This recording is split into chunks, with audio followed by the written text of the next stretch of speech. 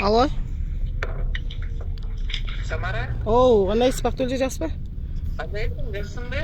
Жакшы, жакшы, Кудай шүгүр, өзүңүз. Samara бүгін Берки бала келдиби, келбедиби?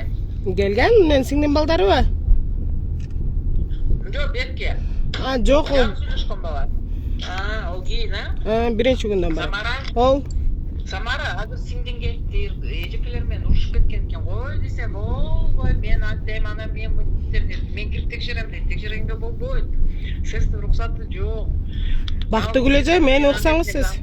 Мени угуп турсаңыз, любой атине любой время кирип, өзүңөр деле чогулуштарды айтасыңар, кайсы мезгил болбосун келип балдардын тамак ашын көрсөңөр болот дейсиңер, эмнеге аны киргизбей койдуңар?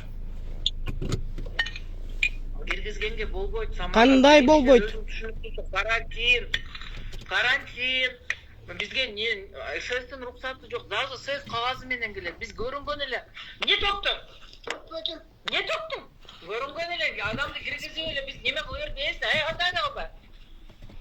Самара. Көрүнгөн адам эмес да, бул родитель болот атпайбы, Бактыгүл эже? Родитель болбойт, 100 родитель болсо 100 родитель. Бул тамак текшере турган билими жок, Самара. Ушуну туура түшүнгүлөчү. Бактыгүл эже, сиз мага ошол именно ошол мыйзамды мага жибериңчи. Нормасы жок, анысы жок, мунусу жок. Бизде только кагаз менен, рухсаты менен бардыгы. Бизге ошондой положение менен. Биз дагы 5 жыл окуткан, Самара. Эмне кереги бар эми жаксынакай отношенияны кайра бузуп, жаманатты болуп бир-бири менен урушуп, мен айттым сиңдиңе. Эжекелер менен урушпай жакшына иштешпейсиңби деп. Эжекелер менен уруша элек, өзүңөр тарбиячыларда да, Бактыгүл эже, сиздин тарбиячыларыңыз вообще начар. Полный 100% тарбиячыңызды айтылык, мен 2 тарбиячыңызды айттым. Мына азыр атам жанында эле, атама берем, атам менен сүйлөшүңүзгүн. Мага затын көрсөттүң. Бактыгүл кандай? Жакшы.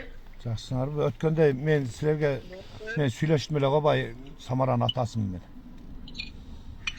Өткөндө да эскертип бергенмин да, анан онда мындай дегенсиңер да, колуңардан эч нерсе келбейт дегендей кылып, менин да барчу жерим бар деп, анан мына экинчи жолу уже келип атам да, бир эскерткем катырып, баягыны боюнда бар эле жетим кыз эле, эми урса урган, мен сөгүш бердим деп айткансың, туурабы?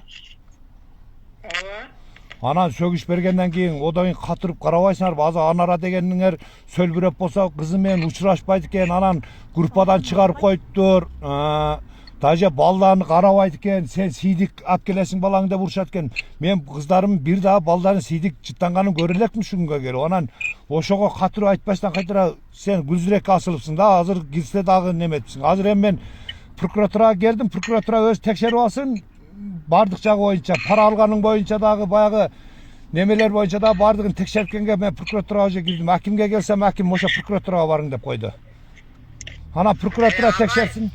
Биз антип жаманчылык кылып, мына бири-бирибизге oro казып, жаман кылып иштегенде эмне кереги бар? Жок, силерге түшүнбөй атпайсың, Бактыгүл, сен карындашым, сен өткөндө эскерткенде түшүнбөй койдуң. Бир дагы жол көрө элекмин. Мынага келипчи, телефонда сүйлөшкөндөн көрө бетме-бет сүйлөшөбүз. Жок, мен азыр анау Мага келипчи кабинетке. силерге барганга колум бошоп атат. Азыр прокуратуранын алдында мына неме? Карындашым мындай. Азыр айлык кеңеш депутаттары менен биргеликте мына жерде жүрөм. Азыр прокуратурага кирип арыз таштайм. Ана укуктан чакырып койдум эле. Эмне кереги бар ошого окшогон адамдар? Жок, сен турган ишиңиз жок, ушул жаш кыздар менен такашып, 100 баланын арасында балдарыңыз жаксынакай каралып атат.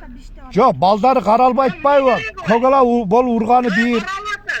Каралбай атпайбы? Сен кайтара Анарага эскертип бергендин ордуна сүйлөшүп ал деп чыгып кетип калсың. Ол анараң сүйлөшмө турун учурашпайт. Чыгып кеткен жокмун. Мага неме, бирөө келмегеле, мен бир нерсе заказ бердим эле. Ошол ёлкага бир нерсе алып кеткен. Mayli, ana